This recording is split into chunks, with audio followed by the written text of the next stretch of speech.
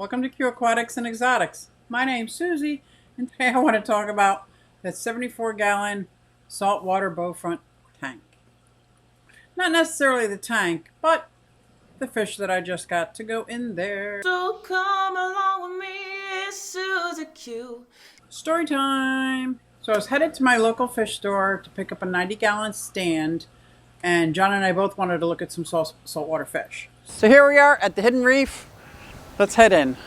We went through the store and we saw different tangs and gobies and wrasses.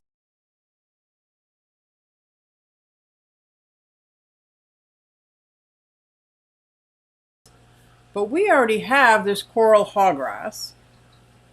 And we have these two clownfish, which this one right here is a biter. I can't even clean out the tank and he's biting me and attacking me. The only way I can keep him out is if I put a net in and he flies to the other side of the tank while I put the net in, and then I can clean the front of the glass. But he's a feisty one. And I've got this beautiful puffer.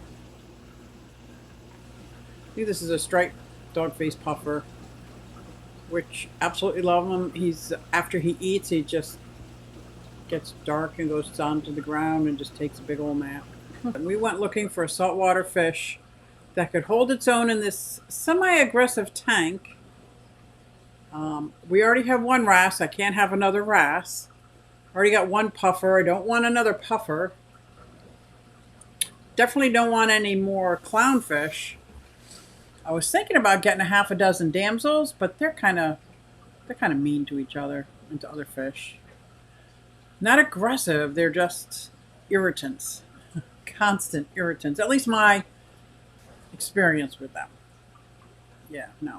Damsels are pricks. What did John yell at one time because he was picking on somebody? He said, he doesn't understand. I have the power of flush. I was like, what? Yeah, no. So we decided to go with a tang. The Naso Tang. And I think he's gorgeous. So we brought him in and acclimated him while I was bringing in the 90-gallon stand. So just a little quick video to show off my new tang. He's also known as the Orangespine Unicornfish because he's got an orange stripe going down his spine. This tang is so gorgeous with his orange spine and his little yellow lines in his face and his beautiful orange lips, orange line down his belly. Absolutely beautiful. Now these tangs are usually from Hawaii, but they're also can be found in Fiji, Sri Lanka, Philippines. I'm thinking about getting a 180 for my saltwater. I'm definitely going to need the 180 for this tank because he could get up to 1.5 feet. And he's a very active swimmer, and the tank would fit in the same spot. It would just be a little deeper and taller and about 1 foot wider. Now Sophie's cage is in the middle of the two tanks. That's on wheels, so that can go anywhere. So I can get a much larger saltwater tank. I'm thinking about it. And he likes places to hide, so I'm going to build another cave by adding rock over here, maybe in an arc shape. So the tank can eat meaty foods, but I also want to make sure I supply him with a lot of algae and the seaweed. I don't want him to rely on what's in the tank, on the rock. I also put in algae wafers, but I do have some seaweed that I got at the Bucks County Aquarium Society auction.